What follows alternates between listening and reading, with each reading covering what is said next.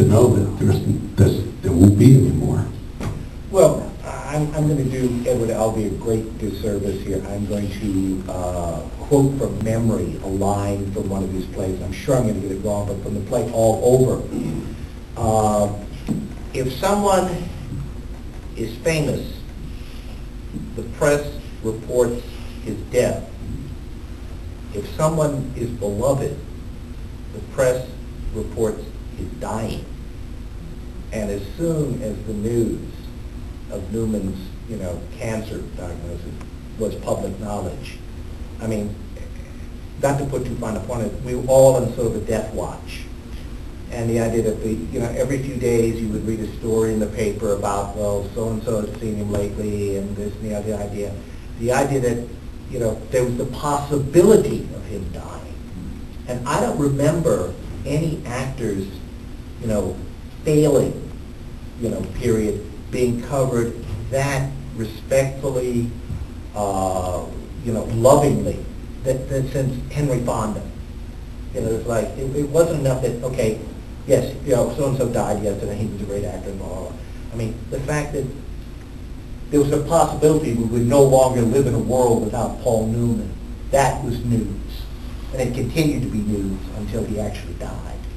Yeah. And it's funny, even in the Hustler, watching Newman around the pool table as Fast Eddie, especially especially in the times when he's the cocky Fast Eddie on his game before he, and you watch him move around that table with confidence, and he's like a guy who's playing a little over his head, but the way he moves his body, and you can watch these little tilts of the head, and just that. It's really extraordinary thing that, there's no dialogue in it, there's nothing. It's just Newman and a pool table and pool balls and a pool cue. But he has the feeling of that guy so down that it's just extraordinary to watch. And there's another element of Paul Newman, maybe the man, rather than the actor, though, of course, these two elements are inextricably entwined in our minds, I guess, in our hearts.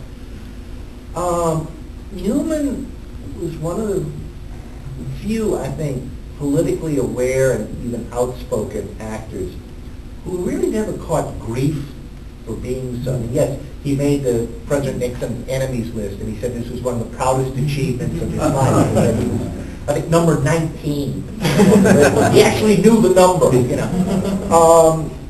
But I can remember on, I believe it was Nightline one night, Paul Newman and Charlton Heston were debating nuclear proliferation. And it sounds something like setting you up for a joke.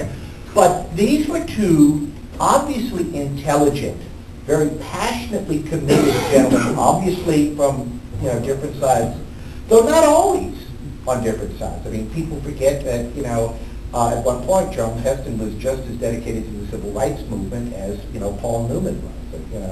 But the idea that you looked at this on TV and you didn't think this was odd. You didn't think, how dare this actor take, I mean, you got the impression that Newman, for all his jokiness, for all his irony, had actually done a lot of reading on this subject. This was something he was very knowledgeable about. And I can remember when the 60s turned over to the 70s, when there was they used to be, back in long ago, when network television would actually turn over 3 hours of prime time for a news, special. It was, farewell to the 60s, or summing up, for 3 hours.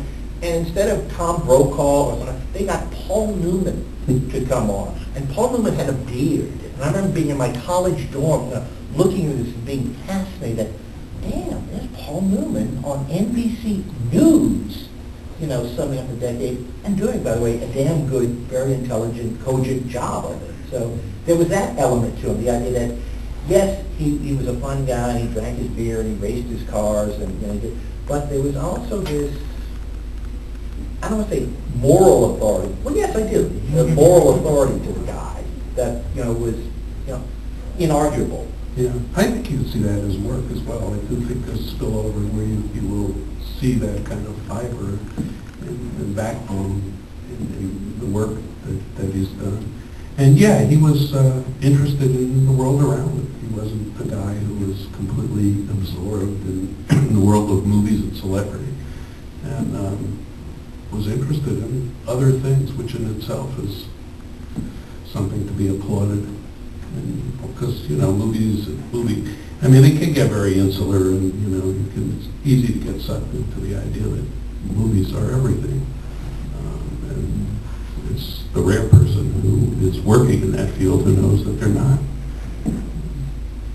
And even when he officially retired from acting, but there was always that hope that he would do something else, do something maybe with Redford. One of the last things he did was narrating the documentary "The Price of Sugar," about how workers down in South America are exploited in that fashion, and also gaining a whole new generation of fans with Cars. I mean, I honestly thought that was going to be the first time somebody doing a voice in a cartoon was going to be nominated for Best Supporting Actor or something, because if you've never seen it, Cars.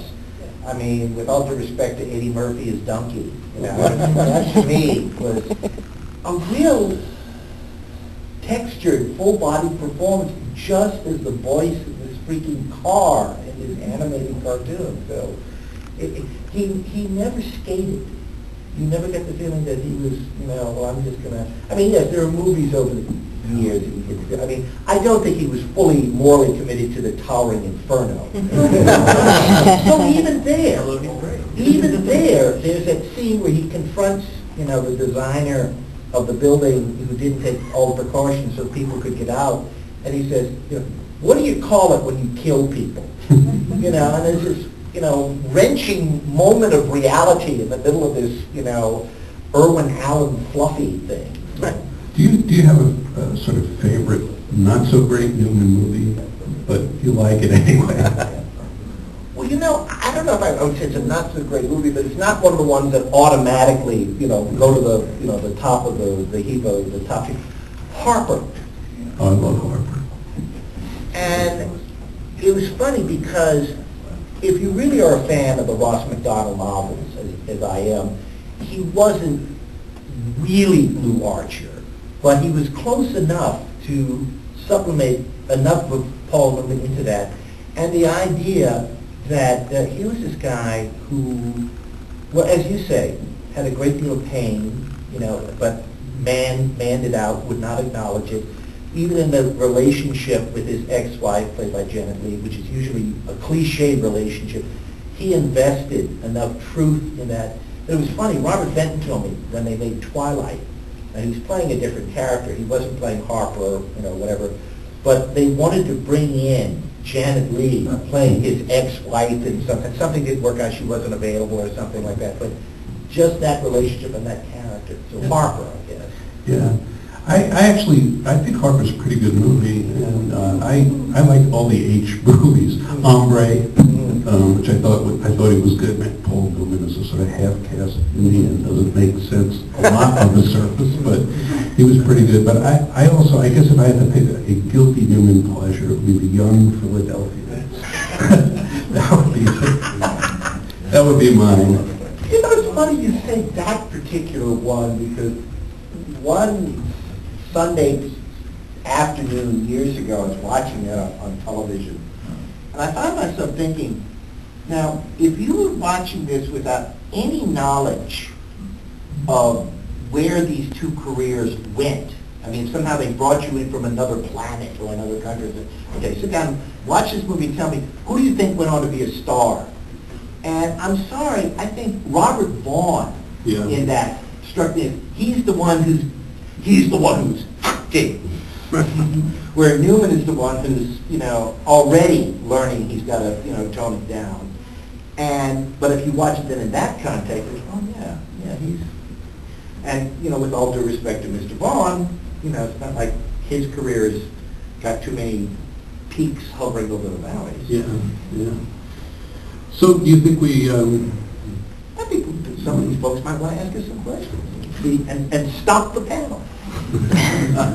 What was the Paul Newman movie where he was married to Shirley MacLaine? What a way to